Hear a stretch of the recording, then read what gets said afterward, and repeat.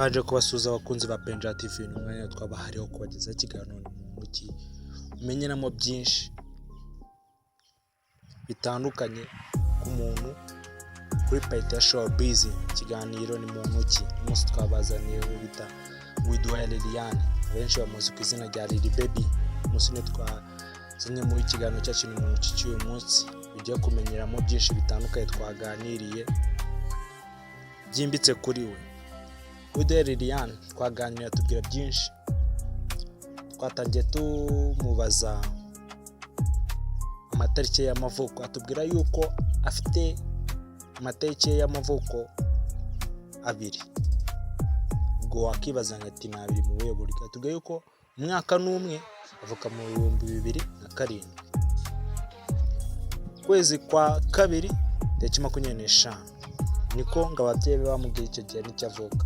Akajyana n'ikindi gihe avuka, wavuga ko ari cyo avuka ho ukwezi kwa 8 tariki 18 ubundi mwaka wa 2007.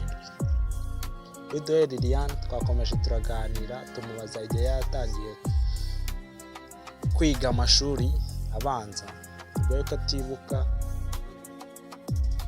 umwaka, ariko yatubwiye yatangira amashuri ye y'incuke azwi nka nasari.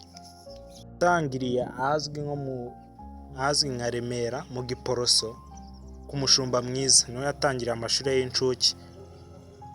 Uwidua Liliane Lil Baby yakomereje primary, yayikomereje GS Masaka, yarize aratsinda bamwohereza kwiga kuri College Maranatha i Nyanza, aho niho yakomereje kwiga troncome. Ntiyacitse intege, yakomeje ariga akajya nabifatana na entertainment, ari umufashion, akora ibintu bya fashion, ari umumodo. Yarakomeje ariga aratsinda bamwohereza kuri College Aparupe, ngo akariho yiga akageza mu mwaka wa gatandatu level 5 tourism, yiga ibijyanye n'ubukerarugendo.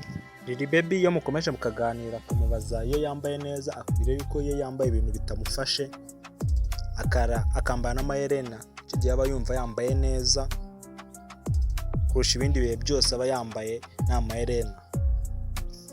Iyo umubajije indyo akunda kurya cyangwa ikintu akunda kurya, akubwira yuko akunda kurya biscuit, shokora n'amata, akayarenzaho akayanywa, nibwo aba yumva yariye neza mu buzima bwe. Iyo umubaje ikintu cyamushimishije mu buzima bwe, akubwira yuko ari ukuvukira mu muryango agakundwa cyane n'abantu bakamwizera, icyo kintu cyamushimishije mu buzima bwiwe. Iyo mukomeje mukaganira kumubaza ikintu cyamubaje mu buzima bwiwe, igihe umuntu yamusabaga ubufasha namufashe, icyo kintu cyamubaje mu buzima bwe, cyangwa iyo umuntu agize ubufasha mwaka ntagire icyo amufasha, nicyo kintu kimubabaza mu buzima bwiwe. Uwidua Liliane uzwi ku mazina nka Lil Baby. Baby yabaye ikimenya bose muri College Aparupe mu bijyanye na fashion model, niho yabaye ikimenya bose, abikirangirire aho yafashioningaga, akaba n'umudesigner, akaba na president wa TIAF. Lil Baby iyo umubaje umukino akunda gukina, akubwira yuko akunda gukina football cyangwa se basketball, iyo niyo mikino akunda. Lil Baby cyangwa Uwidua Liliane iyo mukomeje mukaganira ukamubaza umuhanzi akunda, akubwira yuko akunda Kivumbi King, Ariel Ways na Ken Keshat, abo ngabo ari bo bahanzi akunda bamwinspira. Lil Baby iyo mukomeje mukaganira ukamubaza role model wiwe cyangwa umuntu w'icyitegererezo kuri we umwinspira mu buzima bwe bwa buri munsi, akubwira yuko ari mama we na Ariel Ways w'umuhanzi kazi nyarwanda. Abo nibo bantu bespira Uwidua Liliane. Ikiganiro ari mu mwanya kimwe muri kugezwa nanjye Benjamin aka Young Milly. Niko kora subscribe kuri Benja TV.